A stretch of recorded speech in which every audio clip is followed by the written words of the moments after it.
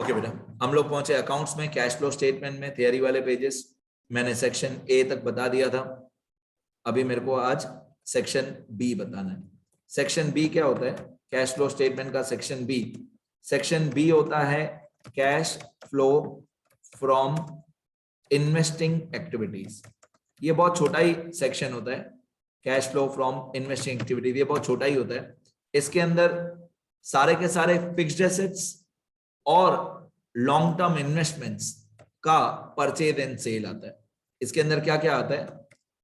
Purchase and sale of fixed assets. Fixed assets में be tangible as well as intangible. Tangible और intangible fixed assets का purchase and sale, and purchase and sale of fixed assets. Long term investments, long term investments का purchase and sale. Long term investments का purchase and cell, इसको हम लोग non current investments भी बोलते हैं। Non current investments का purchase and cell. अब सीधी बात है, इन्वेस्टमेंट्स पे बेटा हमको इंटरेस्ट मिलता है, तो ये चैप्टर में कैसा है? अगर इंटरेस्ट मिलता है तो सेक्शन बी में आता है, अगर हम इंटरेस्ट पे करते हैं तो सेक्शन सी में आता है। तो धीरे धीरे सारे रूल्स बताते जाऊंगा।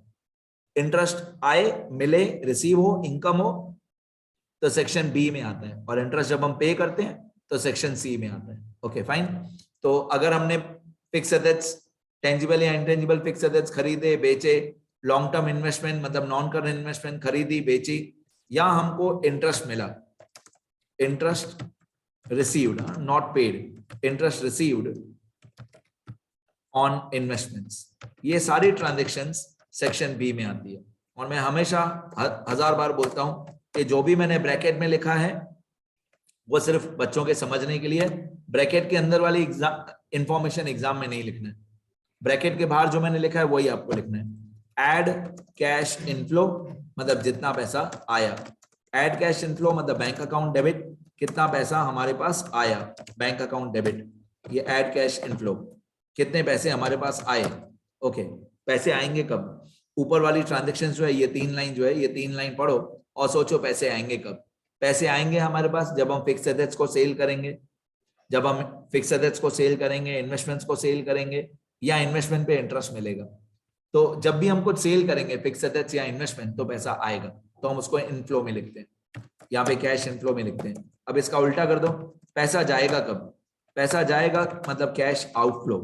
पैसा जाएगा मतलब bank account credit, bank account credit. अब पैसा जाएगा कब? जब हम इन्वेस्टमेंट्स खरीदेंगे या फिक्स एसेट्स खरीदेंगे, परचेज करते नहीं। तो sale of fixed assets and investments हो तो पैसा आएगा मतलब इनफ्लो में लिखेंगे। Purchase of fixed assets and investments हो तो पैसा जाएगा, तो हम आउटफ्लो में लिखेंगे। तो पहले फर्स्ट कॉलम में, फिर दोनों का टोटल करके सेकंड कॉलम में। पहले फर्स्ट कॉलम में अमाउंट, फिर दोनों का टोटल करके सेकंड कॉलम में अमाउंट, फिर ऐड वालों का टोटल माइनस लेस वालों का टोटल। ये जो ऐड वालों का टोटल था ये वाला, इसमें लेस वालों का टोटल माइनस कर देंगे, तो यहाँ पे फाइनली सेक्शन बी का आंसर आ जाएगा। सेक्शन बी बहुत छोटा ही होता है, बस खत्म भी हो गया।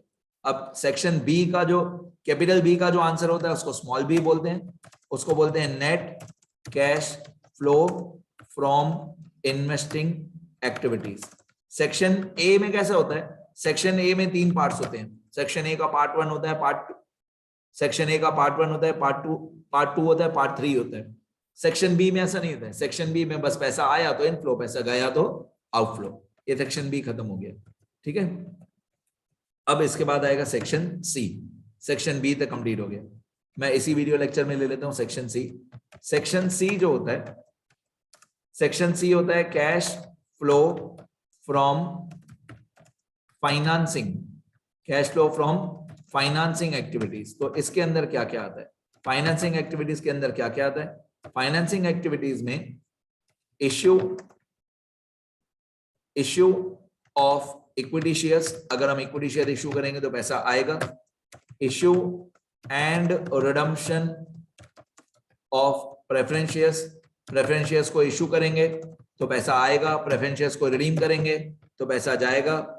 Issue and redemption of debentures, debentures issue करेंगे तो हमारी कंपनी में पैसा आएगा, डिवेंचर्स को रिडीम करेंगे तो पैसा जाएगा। बैंक लोन या कोई भी long term loan, bank loan taken and repaid, bank से लोन लेंगे तो पैसा आएगा, बैंक का लोन हम वापस पे कर देंगे तो पैसा जाएगा। इंटरेस्ट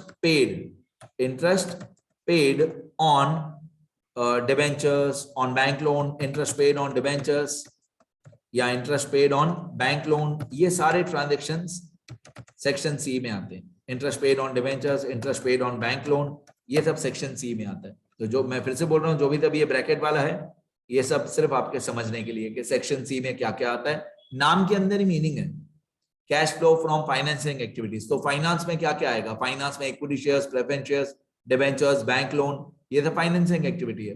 तो मैंने पहले भी बोला, इंटरेस्ट रिसीव्ड हो तो बी में आता है, पेड हो तो सी में आता है। ठीक है, अब बाकी सारा देखने में सेम है। एड कैश इनफ्लो, मतलब कितना पैसा आया, मतलब bank account debit, bank account debit, कितना पैसा आया तो बैंक अकाउंट डेबिट। आपको ब्रैकेट नहीं लिखना है, ब्रैकेट सिर्फ आपके समझने के लिए, कितना पैसा आया और कितना पैसा गया। तो जो पैसा आया वो आपको ऐड में लिखना है, इनफ्लो में लिखना है, जो पैसा गया वो आपको आउटफ्लो में लिखना है। आपको सिर्फ ये देखना है कि कितना कैश आया, कितना कैश गया, या कितना बैंक बैलेंस आया, कितना बैंक बैलेंस गया। तो इनफ्लो मतलब बैंक अकाउंट डेबिट और आउटफ्लो मतलब बैंक अकाउंट क्रेडिट। ठीक है, अब ये सोच लो कि इनफ्लो कब होगा, आउटफ्लो कब होगा। इनफ्लो कब होगा, पैसा आएगा कब? पैसा आएगा जब हम equity shares, preference shares, debentures issue करेंगे तो पैसा आएगा। और पैसा जाएगा कब? इक्विटी शेयर्स तो रिडीम नहीं होते हैं, तो पैसा जाएगा कब? जब प्रेफरेंस शेयर्स रिडीम हो, डिबेंचर्स रिडीम हो, या हम बैंक लोन का पैसा पे करें, या हम interest on debenture, interest on bank loan पे करें, तो हमारा पैसा जाएगा। तो यहाँ पे हमारा स्मॉल सी का आंसर आ जाएगा। स्मॉल सी होता है net cash flow from financing activities, net cash flow from financing activities. ठीक है, ये पहले फर्स्ट कॉलम, फिर दोनों का टोटल करके सेकंड कॉलम, फिर ये फर्स्ट कॉलम। जरूरी नहीं है दो दो ट्रांजेक्शन ही होती है, ज्यादा भी हो सकती है, कम भी हो सकती है। ठीक है, और लास्ट में ऐड के टोटल में से लेस का टोटल माइनस करेंगे तो स्मॉल सी जो आएगा वो थर्ड कॉलम में लिखेंगे। मतलब थर्ड कॉलम में सिर्फ स्मॉल ए का आंसर, स्मॉल बी का आंसर और स्मॉल सी का आंसर, और थर्ड कॉलम में कुछ भी नहीं है, लास्ट वाले कॉलम में। अब इतना हो जाने के बाद हम लोग नेट इंक्रीज निकालते हैं। Net increase in cash and cash equivalents. What is cash equivalents? Cash equivalents is bank balance, bank overdraft, short term investments, temporary investments, वो सब cash equivalent में आता है। मतलब all those assets which are equivalent to cash, which can be easily converted into cash. तो net increase in cash and cash equivalents, इसके अंदर आपको small a, small b और small c तीनों का आंसर प्लस करके लिखना है।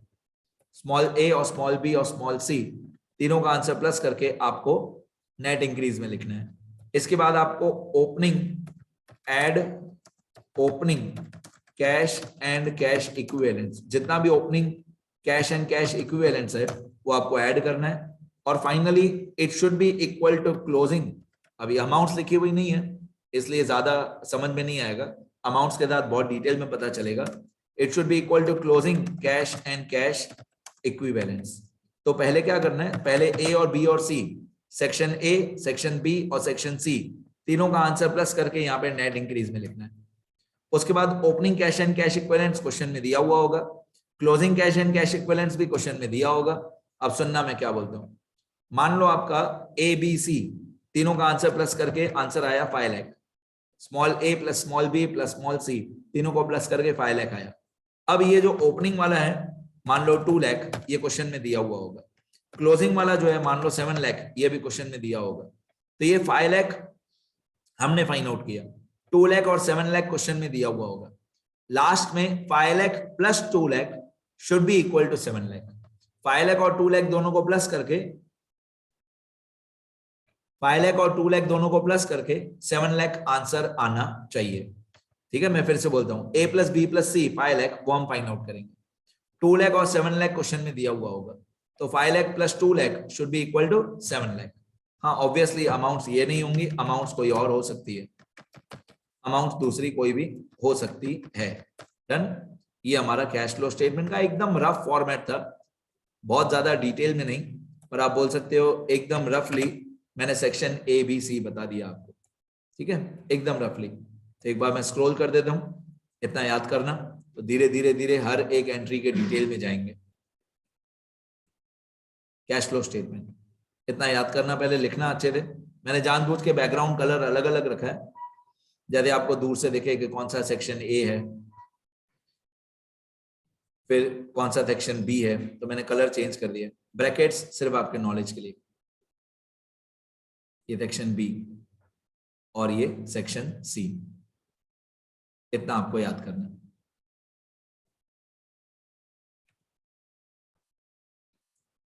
चलो शुरू करो, लिखते रहो बेटा, लिखोगे तो ही याद रहेगा, लिखना अच्छे से।